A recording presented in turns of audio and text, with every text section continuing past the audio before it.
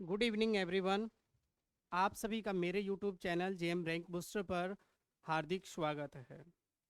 एक बार फिर मैं श्रवण कुमार आपके साथ हूं और जैसा कि हम अध्ययन कर रहे हैं ज्योग्राफी का या भूगोल का, तो उसी क्रम में आज हम एक बार फिर अध्ययन करेंगे उन आगे वाली चीज़ों का जो हम अब तक अब तक हमने जो अध्ययन किया है उससे आगे की चीज़ें हम देखेंगे और समझेंगे।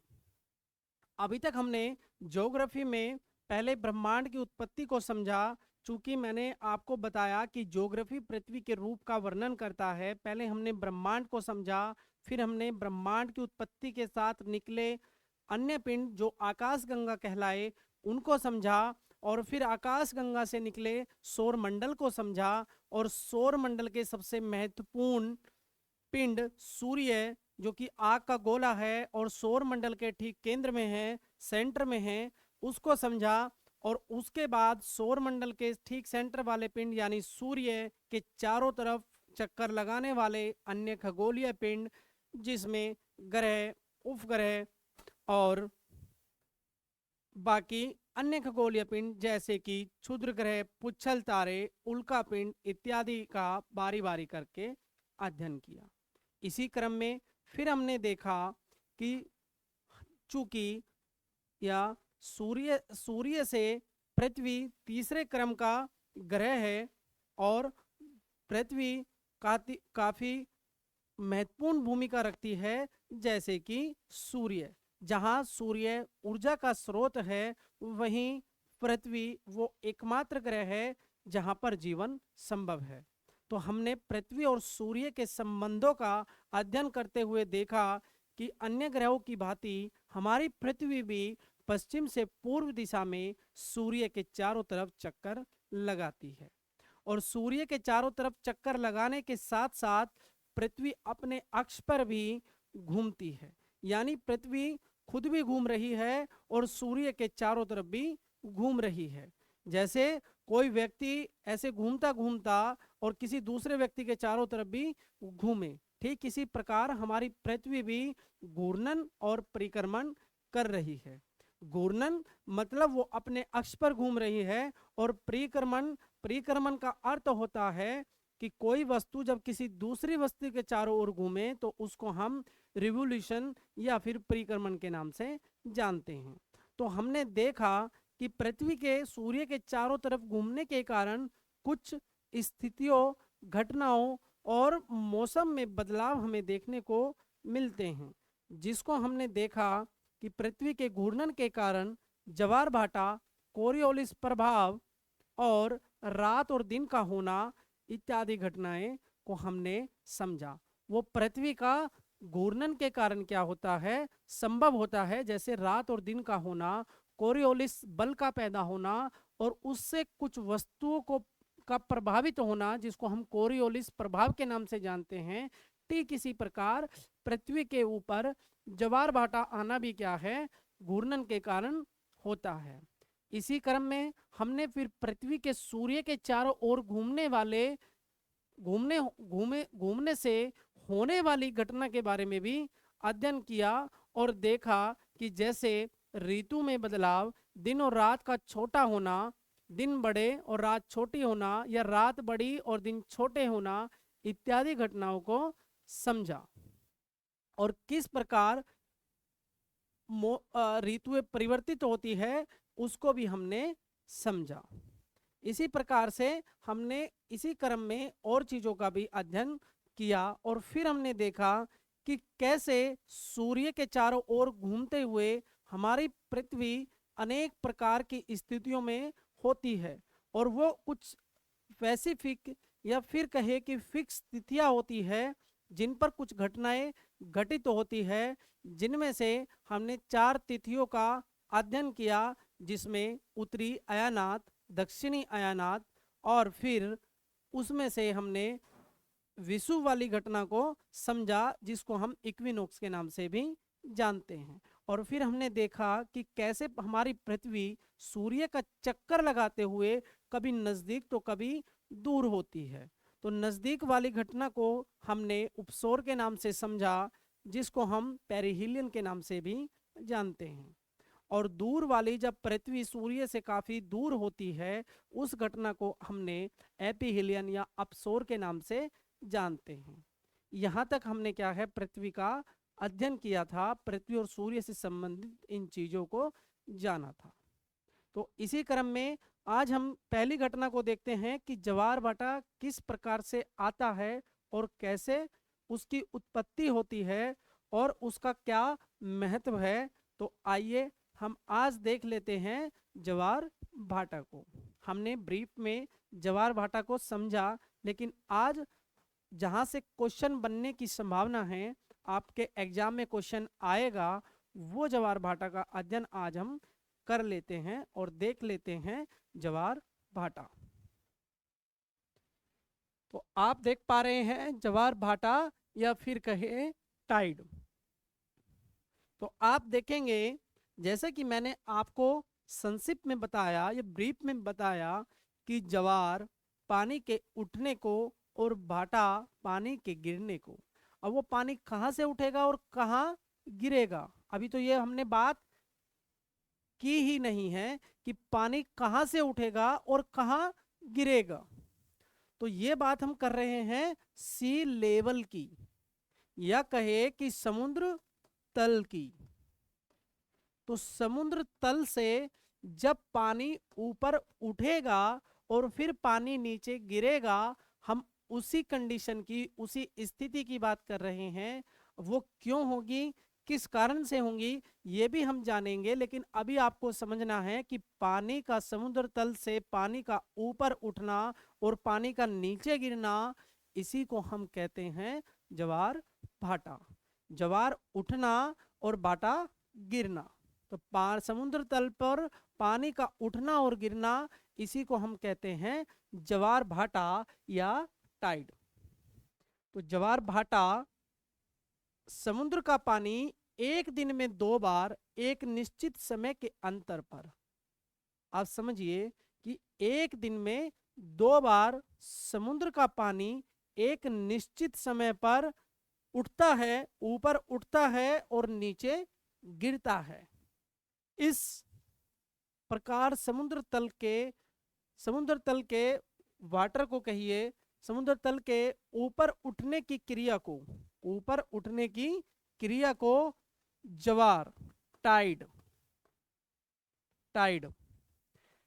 एंड उसके नीचे उतरने की क्रिया को भाटा या एब के नाम से जानते हैं या एब कहते हैं।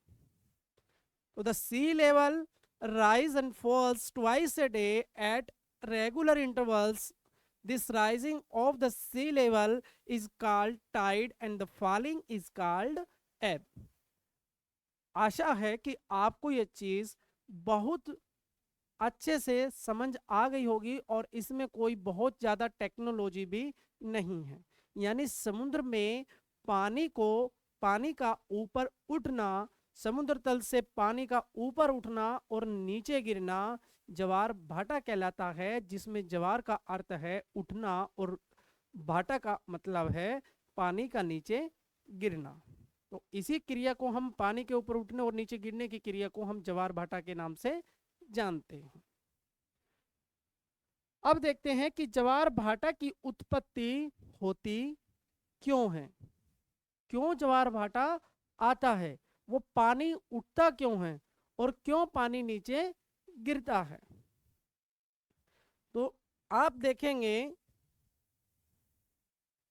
कि ये क्या है, ये हमारी पृथ्वी है, ये हमारी पृथ्वी है, ये हमारी पृथ्वी है। और अभी हम पृथ्वी का अध्ययन करेंगे या स्थल मंडल में जब हम पृथ्वी को जानेंगे तो हम देखेंगे कि पृथ्वी का विभाजन किस प्रकार से है, कितने % भाग पे या पृथ्वी के कितने भाग पर जल है और पृथ्वी के कितने भाग पर स्थल है, यानी कितने भाग पर वाटर है और कितने भाग पर लैंड है। तो हम ये आगे जानेंगे, लेकिन अभी हम समझ लेते हैं कि ये पृथ्वी का बाह्य भाग है, जहां पर हम रहते हैं, जहां पर हमको वाटर क्या है, वाटर दिखाई या पानी दिखाई देता है। अब ये पानी ऊपर क्यों उठेगा? आप आइडिया लगाइए कि पानी पृथ्वी की सतह से ऊपर क्यों उठेगा। क्या हो सकता है कि पानी पृथ्वी की सतह से ऊपर उठ जाए? तो इसके पीछे या तो नीचे से कोई बल लगे या फिर बाहर से कोई पानी को खींचे, तो मुझे लगता है कि पानी ऊपर उठने की गुंजाइश पैदा होगी। या तो पृथ्वी को कोई अंदर से कोई बल लगे और वो पानी को एकदम से ऊपर करे, या फिर कोई बाहर से पानी को ऐसे खींचे अपनी तरफ को, एक ताकत लगाए, तो पानी अर्थ के ग्राउंड से क्या है, अप और डाउन हो सकता है। तो अब पृथ्वी के चारों तरफ चक्कर लगाने वाले या तो कोई दूसरे ग्रह है या फिर पृथ्वी का उपग्रह जो हमने पहले हम अध्ययन कर चुके हैं, और वो पृथ्वी का एकमात्र नेचुरल सैटेलाइट कौन है? चंद्रमा या फिर कहे मून, यानी चंदा मामा। पृथ्वी का एकमात्र नेचुरल सैटेलाइट कौन है? चंद्रमा। और चंद्रमा, चूंकि चंद्रमा के अंदर भी क्या है? गुरुत्वाकर्षण शक्ति है। और पृथ्वी और सूर्य चूंकि काफी तीनों इंपॉर्टेंट है और इनके बीच में एक अंतर संबंध है, तो हम देखते हैं कि जब पृथ्वी पर पानी उठता है तो इस पानी का उठना और गिरने के पीछे चंद्रमा और सूर्य का क्या है? काफी अहम भूमिका दिखाई देती है। और वो भूमिका किस प्रकार से है? वो भूमिका इस प्रकार है कि सूर्य और चंद्रमा की आकर्षण शक्तियों के कारण, सूर्य और चंद्रमा की आकर्षण शक्तियों के कारण, जैसे हमारी पृथ्वी के अंदर अपना ग्रेविटेशनल फोर्स है, कोई चीज ऊपर फेंकते हैं वो नीचे आ जाती है, उसको वो खींच लेती है, दूसरी वस्तु को खींचने की शक्ति हमारी पृथ्वी के पास है। इसी प्रकार दूसरे पिंडों में भी गुरुत्वाकर्षण शक्ति है, और इसी गुरुत्वाकर्षण शक्ति के कारण पृथ्वी के धरातल पर उपस्थित वाटर क्या है? ऊपर उठता है। अब वो शक्ति कब काम करेगी? अब वो शक्ति काम तो हमेशा करेगी, लेकिन वो शक्ति कभी ज्यादा हो जाएगी तो कभी कम हो जाएगी। अब वो कम और ज्यादा क्यों होगी? वो होगी इन तीनों की स्थिति में बदलाव के कारण। कभी ये तीनों एक सीध में रहेंगे तो कभी सूर्य चंद्रमा की सूर्य और पृथ्वी की तरह कभी चंद्रमा उत्तरायण होगा तो कभी दक्षिणायन होगा। इसी क्रम में शक्तियां भी क्या है? कम और ज्यादा होती चली जाएगी। तो देख लेते हैं उत्पत्ति को। तो ज्वार भाटा की उत्पत्ति क्यों होती है? कि ज्वार भाटा की उत्पत्ति का प्रमुख कारण है गुरुत्वाकर्षण की शक्ति। ध्यान देने की बात यह है कि गुरुत्वाकर्षण की इस शक्ति में केवल पृथ्वी की शक्ति नहीं है, केवल पृथ्वी की शक्ति नहीं है, बल्कि सूर्य और चंद्रमा की शक्ति शामिल है। मैंने कहा पृथ्वी का पानी का उठना दो ही गुंजाइश हो सकती है। एक तो कि पृथ्वी के अंदर से कोई बल लगे और वो धरातल पर उपस्थित पानी को उछाल दे, और दूसरी कंडीशन हो सकती है कि बाहर से ही कोई पानी को खींच ले।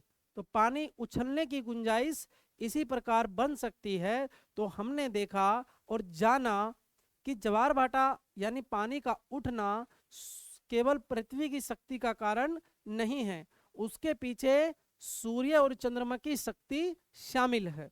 यानी सूर्य और चंद्रमा की आकर्षण शक्तियां पानी को उछालती है, उसमें शामिल रहती है। वैज्ञानिक आइजैक न्यूटन ने ज्वार भाटा की क्रिया को समझते हुए बताया कि यह घटना चंद्रमा तथा सूर्य के आकर्षण के कारण उत्पन्न होती है। आप ये समझ गए होंगे कि ज्वार भाटा क्यों आता है, कि सूर्य और चंद्रमा की आकर्षण शक्तियों के कारण पानी का ऊपर उठना और नीचे गिरना क्या है? ज्वार भाटा है। अब वो शक्तियां उनकी स्थिति के हिसाब से कम और ज्यादा हो सकती है। आइए देखते हैं ज्वार की उत्पत्ति यानी पानी के उठने की उत्पत्ति, ज्वार की उत्पत्ति चंद्रमा और सूर्य की आकर्षण बल के कारण होती है। ये हम जान ही गए हैं कि सूर्य और चंद्रमा की आकर्षण शक्तियों के कारण पानी उठता है। गुरुत्वाकर्षण के नियम के अनुसार पृथ्वी का वह भाग जो चंद्रमा के सामने पड़ता है वहां आकर्षण बल काम करता है, इसलिए यहाँ उच्च ज्वार उत्पन्न होता है। इसको इस प्रकार समझिए कि जो चंद्र पृथ्वी के ठीक सामने वाला चंद्रमा का भाग है, जो पृथ्वी के ठीक सामने चंद्रमा का भाग है, तो पृथ्वी के उस भाग पर जो चंद्रमा के ठीक सामने है वहां आकर्षण शक्ति ज्यादा काम करेगी।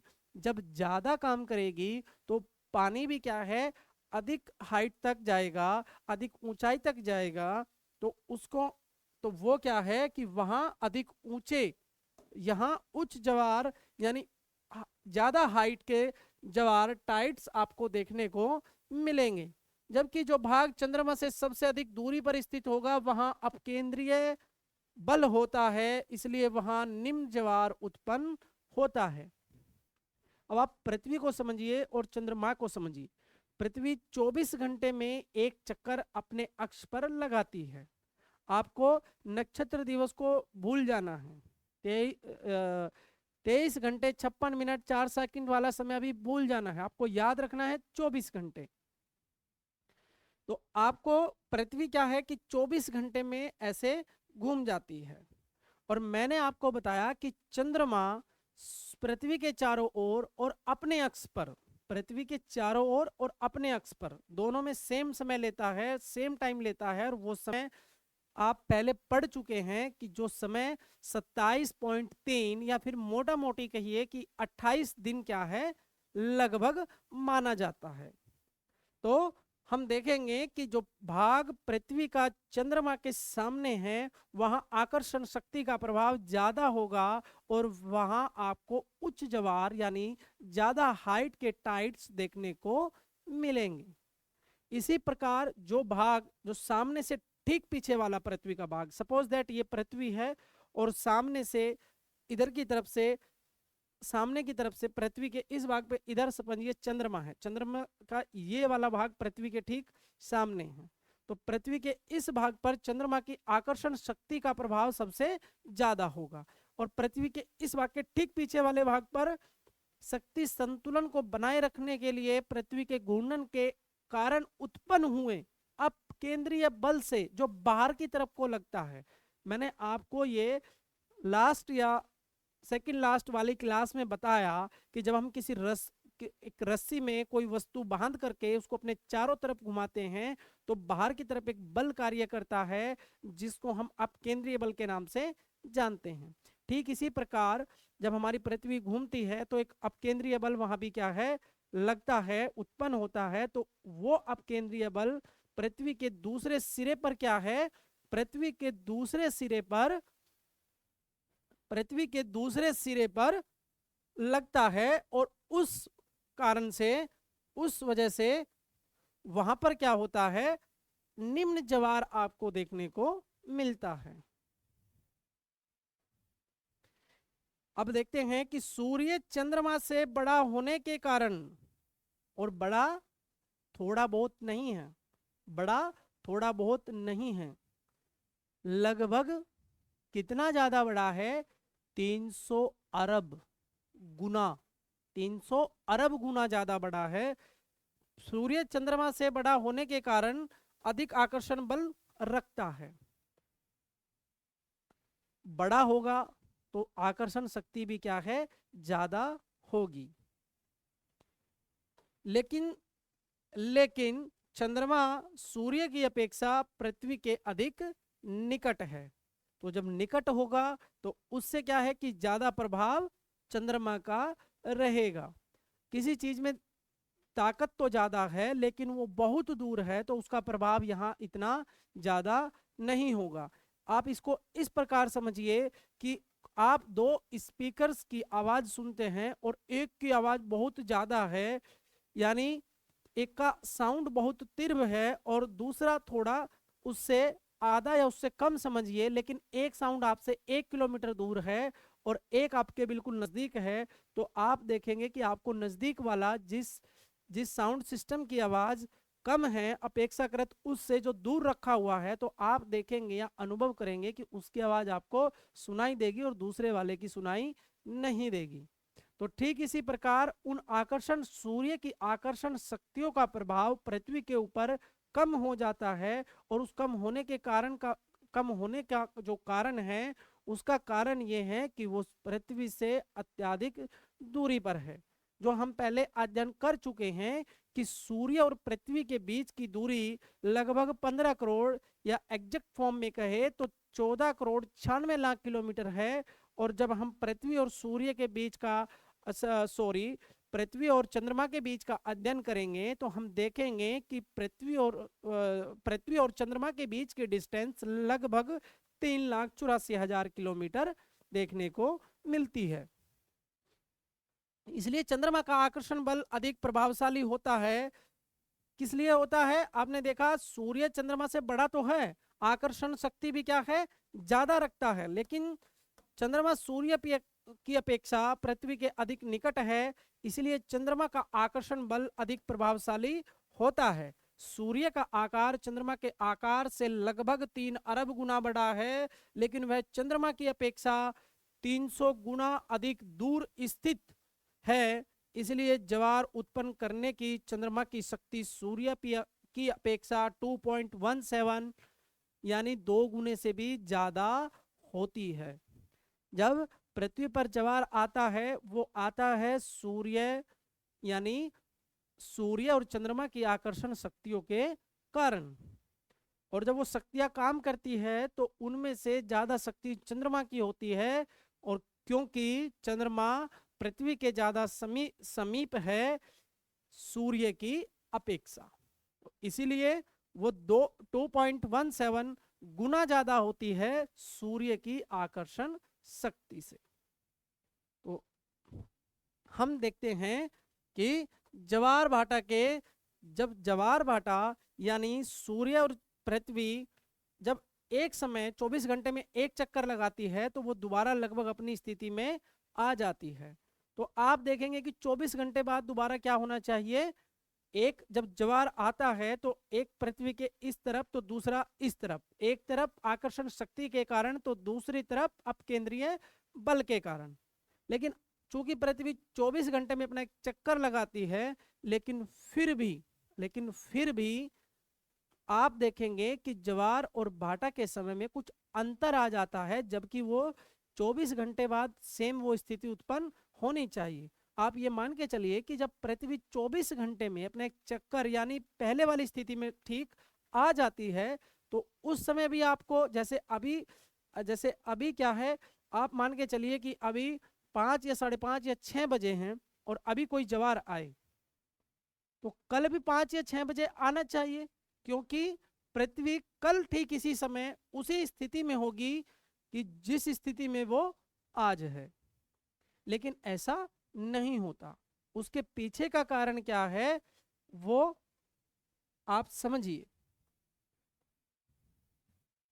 मान के चलिए ये पृथ्वी है और ये पृथ्वी का सूर्य के चारों तरफ घूमने का पथ है। इस पथ पर ये रोटेट कर रही है, और अब ये आप मान के चलिए कि ये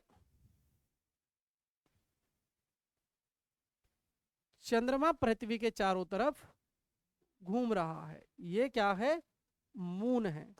तो ये पृथ्वी है, ये अर्थ है। ये अर्थ सूर्य के चारों तरफ घूम रही है, और ये अर्थ है जो सूर्य के चारों तरफ घूम रही है, और ये चंद्रमा है जो पृथ्वी के चारों तरफ घूम रहा है। ये यहां से ये बिंदु एक कोई मान लीजिए ये घूमना स्टार्ट करती है अपने अक्ष पर।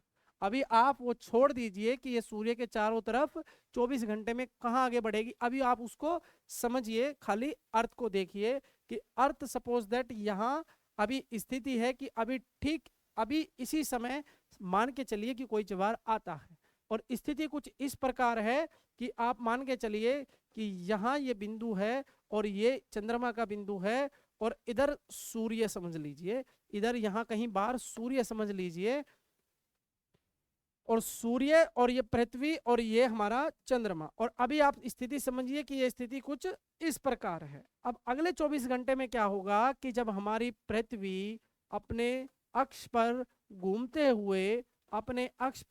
हुए एक चक्कर पूरा करेगी, तो ये वाला बिंदु इसके जहां ये पहले था यहां सामने नहीं आएगा।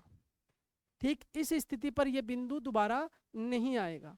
जब पृथ्वी हमारी यहां आएगी तो आप देखेंगे चूंकि चंद्रमा पृथ्वी के चारों तरफ घूमता है और उसका घूमने का समय 28 दिन है, 28 डेज है। तो आप देखेंगे कि 1 यानी इसका जो ये पूरा पथ है, अब जब ये 24 घंटे में ये हमारी पृथ्वी दोबारा घूम करके आएगी तो ये अपने पथ का 1/28 भाग यानी कि 28 का एक हिस्सा ये चंद्रमा आगे बढ़ चुका होगा। यानी एक दिन में ये चंद्रमा अपना कुछ तो पथ पार कर ही चुका होगा। तो पृथ्वी जब दोबारा 24 घंटे में घूम के यहाँ आएगी तो पृथ्वी का वो बिंदु जिसके जो पहले ठीक यहाँ इसके सामने था, लेकिन अब ये दोबारा इसके सामने नहीं आएगा। हो सकता है कि मून इस प्रकार घूम के थोड़ा आगे शिफ्ट हो जाएगा।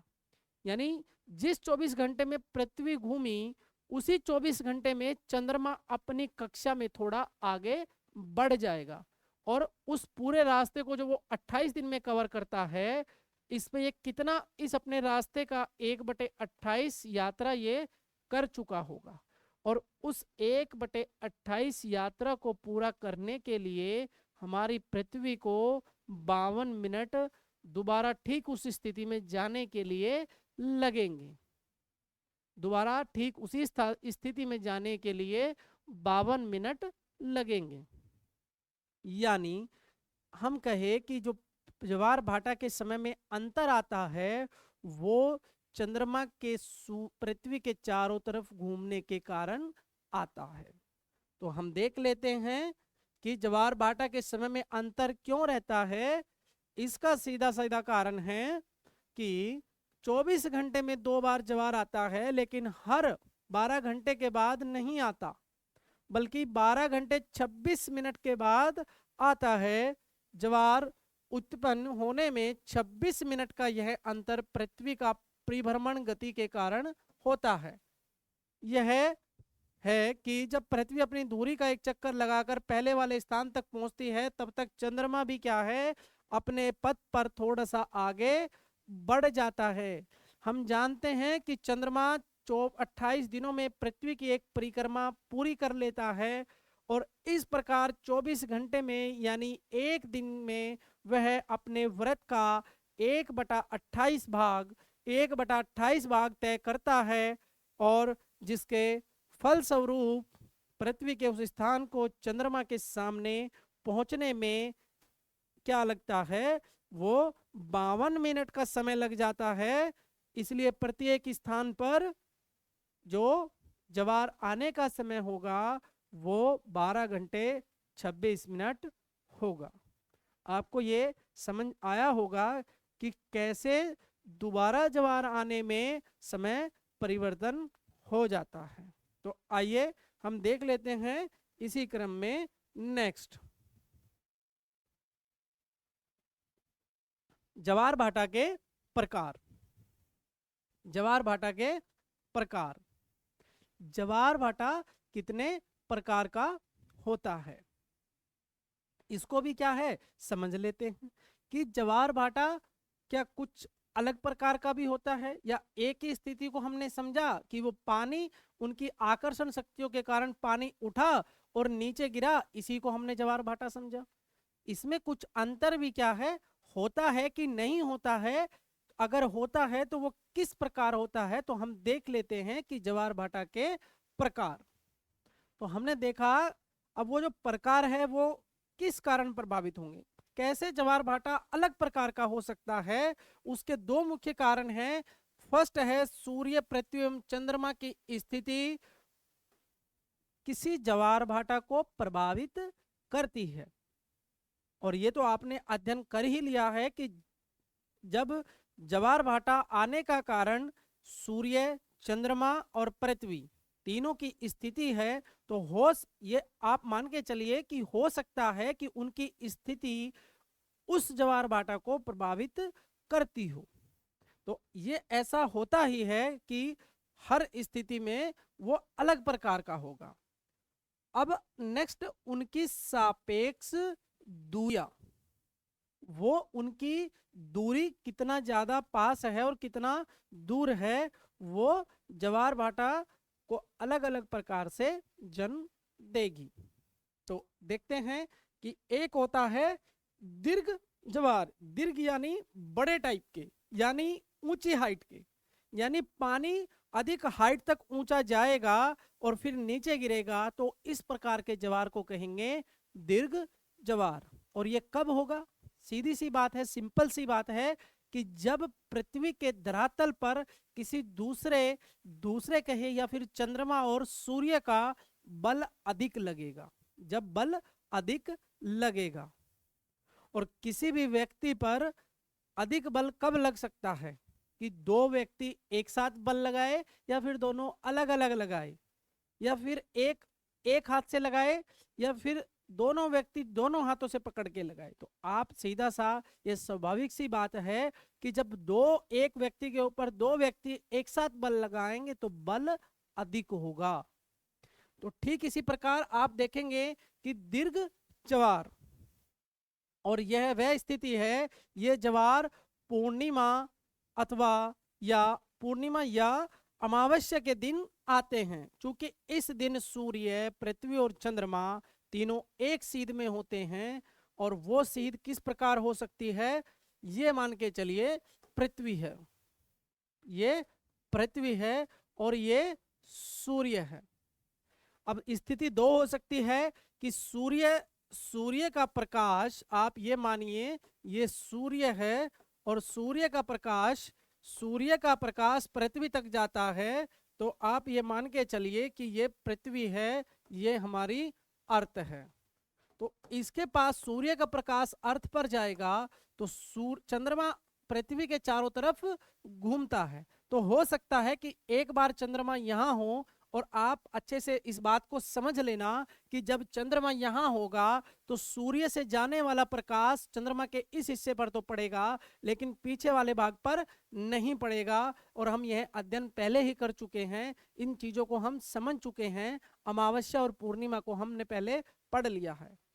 तो आप स्थिति और समझ लीजिए कि जब सूर्य का प्रकाश चंद्रमा के इस भाग पर पड़ेगा तो ये वाला भाग तो चंद्रमा का प्रकाशमान होगा, लेकिन ये डार्कनेस में, ये पीछे वाला भाग डार्कनेस में या इस वाले भाग पर रात होगी, और ये हमारी पृथ्वी से ये वाला भाग काला काला दिखाई देगा या फिर दिखाई नहीं देगा। और इस स्थिति को हम अमावस्या के नाम से जानते हैं। और यही भाग जब हमारी पृथ्वी के पीछे, चूंकि सूर्य काफी बड़ा है और हम इस भाग पर अगर रह रहे हैं और सूर्य का प्रकाश भी चंद्रमा पर जा रहा है, तो हमारी पृथ्वी से ये भाग अवश्य ही दिखाई देगा और पूरा का पूरा दिखाई देगा।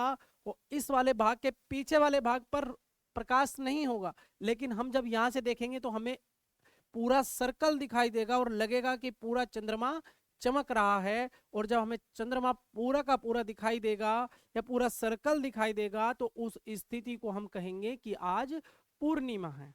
तो आप इसका मतलब और अर्थ समझिए कि ये तीनों, या तो ये वाली स्थिति होगी, या तो ये वाली स्थिति होगी, या फिर दूसरी वाली ये स्थिति होगी। या तो चंद्रमा यहाँ होगा या फिर चंद्रमा यहाँ होगा। और यहाँ कैसे होगा, कैसे हो सकता है? चूंकि चंद्रमा पृथ्वी के चारों तरफ घूमता है, चंद्रमा पृथ्वी का एक उपग्रह है, इसीलिए चंद्रमा या तो यहाँ हो सकता है पृथ्वी के, ये अर्थ है, या फिर इधर हो सकता है। लेकिन दोनों ही कंडीशन में सूर्य और पृथ्वी की जो पावर है वो एक साथ पृथ्वी पर काम करेगी और अधिक आकर्षण शक्ति का प्रभाव यहाँ पर दिखाई देगा।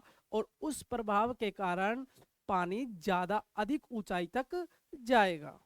और उसी को हम जानेंगे दीर्घ ज्वार के नाम से, और ये ज्वार पूर्णिमा या अमावस्या के दिन आते हैं। चूंकि इस दिन सूर्य, पृथ्वी और चंद्रमा तीनों एक ही सीध में होते हैं, इसलिए सूर्य तथा चंद्रमा के सम्मिलित आकर्षण बल से पृथ्वी पर ऊंचे ज्वार की उत्पत्ति होगी, जिनकी ऊंचाई सामान्यतः से 20% क्या है, अधिक होगी।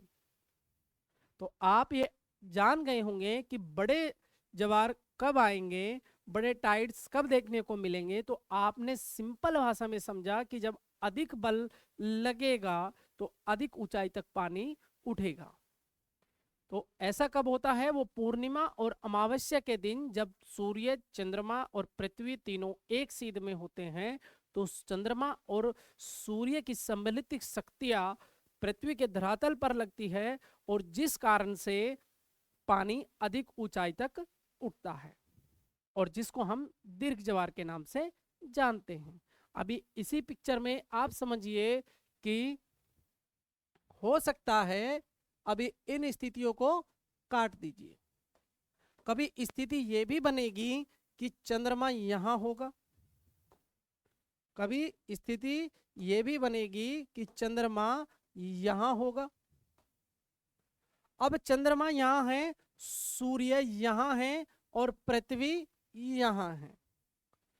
अब आप देखेंगे कि तीनों एक सीध में नहीं है, एक सीधी रेखा में नहीं है। चूंकि पृथ्वी का चक्कर चंद्रमा लगा रहा है और इस कक्षा में लगा रहा है, तो हमने देखा कि ये वाली सिचुएशन और ये वाली सिचुएशन, हम इसको एक नए पेज के ऊपर देख लेते हैं। मान के चलिए ये अर्थ है, ये सन है, और हमारी अर्थ सूर्य के चारों तरफ घूमती है, और चंद्रमा हमारी पृथ्वी के चारों तरफ घूमता है। अब चंद्रमा चूंकि पृथ्वी के चारों तरफ घूमता है, तो ये कभी ऐसी कंडीशन रहेगी कि चंद्रमा यहां होगा, कभी रहेगी तो यहां भी होगा, कभी इधर भी होगा, और कभी इधर भी होगा। तो आप देखेंगे कि जब चंद्रमा इन वाली स्थितियों में होगा, चंद्रमा इस वाली स्थिति में रहेगा, यानी मून, जब ये दो कंडीशन है, फर्स्ट एंड सेकंड, ये जब फर्स्ट वाली कंडीशन में रहेगा, तब सन, सूर्य और चंद्रमा और पृथ्वी आपको एक सीधी रेखा में दिखाई दे रहे हैं। और सूर्य और चंद्रमा की आकर्षण, दूसरी वस्तुओं को खींचने की शक्ति एक साथ पृथ्वी के ऊपर काम करेगी, और पृथ्वी के अक्ष धरातल पर उपस्थित जल जो यहाँ पर उपस्थित है, वो ऊपर को उठेगा और फिर नीचे गिरेगा। उन्हीं दोनों चीजों को हम ज्वार भाटा के नाम से जानेंगे। लेकिन ये वो कंडीशन है जब बल अधिकतम रहेगा, जब बल अधिकतम रहेगा, और अधिकतम रहने से ज्वार अधिक होगा, अधिक ऊंचाई वाला ज्वार होगा। और ये दूसरी वाली कंडीशन, अब इसको छोड़ दीजिए, अब सूर्य यहाँ पर है और चंद्रमा यहाँ पर है, आप देखेंगे अभी भी तीनों क्या है, एक स्थिति में दिखाई दे रहे हैं। जब तीनों एक स्थिति में दिखाई दे रहे हैं, तब भी क्या है, सूर्य और चंद्रमा की आकर्षण शक्तियां एक साथ काम करेगी और अधिक ऊंचाई वाले ज्वार आपको देखने को मिलेंगे। और आप याद करते चलिए, दोबारा एक बार फिर मैं आपको रिपीट करा देता हूं कि जब सूर्य यहाँ होगा तो सूर्य का प्रकाश चंद्रमा के इस वाले भाग पर पड़ेगा, और ये वाला भाग अंधेरे में रहेगा, तो पृथ्वी से ये वाला भाग हमें कभी दिखाई नहीं देगा। और जब हमें रात को चंद्रमा कभी दिखाई ना दे, तो ऐसी स्थिति को हम अमावस्या, और जब सूर्य का प्रकाश काफी व्यापक है और जब हमें सूर्य का प्रकाश चंद्रमा पर पड़ेगा और हम अर्थ के इस हिस्से में रहेंगे और हमें चंद्रमा दिखाई देगा, और जिसको हम सर्किल ऑफ इल्यूमिनेशन बोलते हैं, ये पूरा आधा भाग दिखाई देगा, तो हम कहेंगे कि आज पूर्णिमा है। तो आपने ये समझा। तो हम बात कर रहे थे टाइप्स ऑफ टाइड्स, यानी कि ज्वार भाटा के प्रकार। तो हमने बड़े प्रकार के ज्वार भाटा को समझा, अब हम समझेंगे छोटे टाइप के ज्वार। तो ये वो ज्वार होते हैं छोटे वाले, जब जैसा कि मैंने आपको बताया कि चंद्रमा जब चंद्रमा जब इस स्थिति में होगा, जब चंद्रमा या तो यहाँ होगा या फिर यहाँ होगा और सूर्य यहाँ देखने को मिलेगा, तब इस पृथ्वी के ऊपर सूर्य और चंद्रमा की आकर्षण शक्तियां एक साथ कार्य नहीं करेगी और बल वो आकर्षण शक्ति कम होगी उस पहली स्थिति से। तो इस समय क्या होगा कि जो ज्वार आएंगे वो अपेक्षाकृत कम ऊंचाई के होंगे, वो इस प्रकार का बल नहीं होगा जैसा एक सीध में होने से पहले था। तो हम देख लेते हैं कि लघु ज्वार, इनकी उत्पत्ति कृष्ण व शुक्ल पक्ष की अष्टमी को होती है।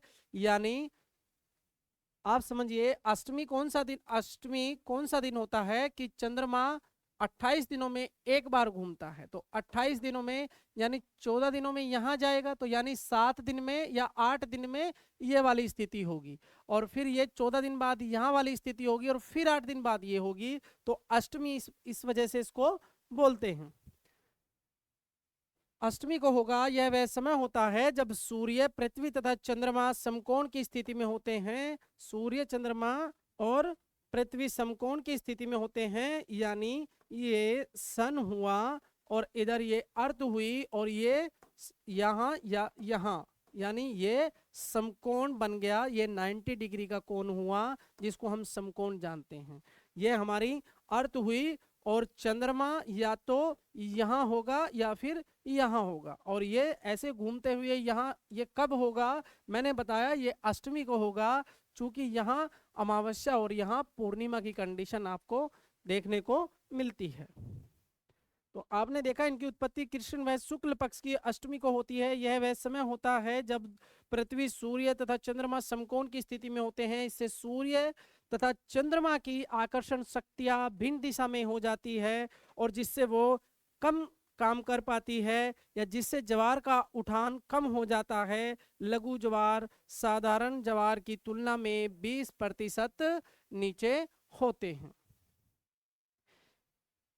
अब आप देखेंगे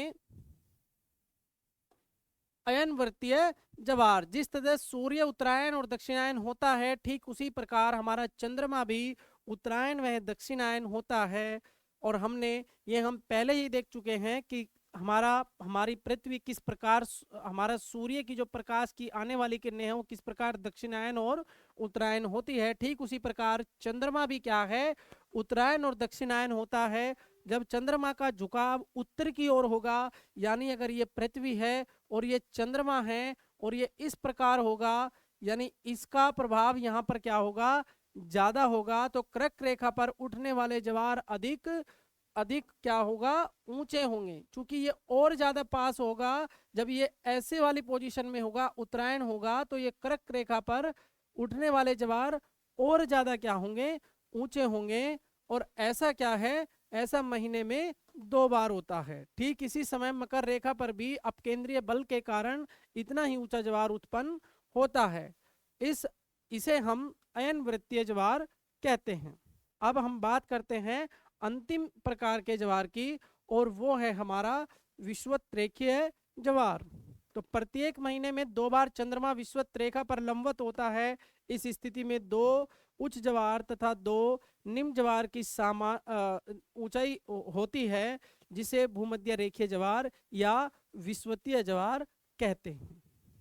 तो आपने देखा कि सूर्य, पृथ्वी और चंद्रमा की गतियां और उनसे प्रभावित कुछ चीजें या कुछ चीजों को उनकी गतियां जन्म देती है, जिसमें से हमने एक चीज का अध्ययन किया जो है ज्वार भाटा, यानी पृथ्वी के ऊपर जल का उठना और नीचे गिरना। वो किस कारण से होता है, ठीक इनकी गतियों के कारण। जैसे हमने देखा ऋतु परिवर्तन, जैसे हमने देखा कि कैसे हमें एक रात को चंद्रमा पूरा का पूरा दिखाई देता है और हम देखते हैं कि ठीक 14 दिनों बाद हम देख पाते हैं कि हमें वो चंद्रमा दिखाई ही नहीं देता है। तो इसका मतलब ये हुआ कि सूर्य, चंद्रमा और पृथ्वी यानी तीनों की गतियों से कुछ घटनाएं उत्पन्न होती है और हम उनमें से एक घटना का कल कल हम एक घटना को देखेंगे जो इन तीनों की गतियों के कारण होती है, और वो घटना सूर्य ग्रहण और चंद्र ग्रहण का कल हम अध्ययन करेंगे। आज हमने देखा ज्वार भाटा, तो आपको याद रखना है ज्वार भाटा क्यों आता है। चंद्रमा की आकर्षण शक्ति तुलनात्मक सूर्य से ज्यादा होती है। उसका कारण है कि चंद्रमा सूर्य से ज्यादा समीप है, और जहां सूर्य और चंद्रमा सूर्य का आकार लगभग 300 अरब गुना ज्यादा है, परंतु दूरी के हिसाब से जहां चंद्रमा मात्र 3,84,000 किलोमीटर है, वहीं सूर्य पृथ्वी से 15 लाख किलोमीटर या फिर एग्जैक्ट कहे कि 14,96,00,000 किलोमीटर दूर स्थित है। तो इसी क्रम में जो घटनाएं और स्थितियां आपको पृथ्वी के सूर्य के चारों तरफ घूमने के क्रम में दिखाई देती है या घटित तो होती है, उसी क्रम में कल हम अध्ययन करेंगे और देखेंगे इसी प्रकार जो हमने देखा ज्वार भाटा में कि किस प्रकार चार अलग अलग प्रकार की स्थितियां उत्पन्न होती है, और चार प्रकार के ज्वार भाटा होते हैं जिनको हमने बारी बारी करके अध्ययन किया। कल हम देखेंगे सूर्य ग्रहण एवं चंद्र ग्रहण, और वो किस प्रकार अलग अलग स्थितियों में अलग अलग प्रकार का दिखाई देता है। तो आज हम यहीं तक रखेंगे और कल अध्ययन करेंगे सूर्य ग्रहण चंद्र ग्रहण, और फिर हम लौट करके आएंगे पृथ्वी के ऊपर और उन काल्पनिक रेखाओं की जो हमें ग्लोब पर दिखाई देती है, उनका अध्ययन करते हुए अपने अध्ययन को आगे बढ़ाएंगे। तो आज हम अपनी कक्षा को यहीं समाप्त करते हैं, क्लास को यहीं एंड करते हैं, और मैं आपसे दोबारा वही निवेदन करूंगा कि आप सभी चैनल को सब्सक्राइब और शेयर करते रहें और लगातार तैयारी अपनी करते रहें, ताकि आप आने वाले एग्जाम में अच्छा स्कोर कर पाएं। तो आज की क्लास यहीं समाप्त करते हैं। Thank you.